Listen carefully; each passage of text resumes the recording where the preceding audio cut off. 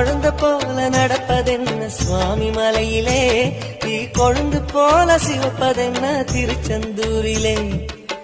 குழந்தை வேலன குஞ்சி விளையாடலாம், கோபக்கார குமரன எப்படித்தான் ஆடலாம்.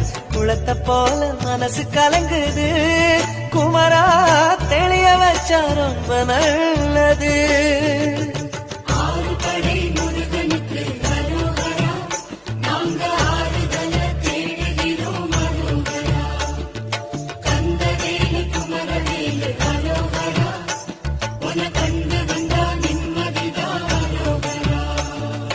பழனியிலே சந்நியாசி, தணிகையிலே சம்சாரி, உன் கணக்கு புரியலையே முருகா, உன் கணக்கு புரியல.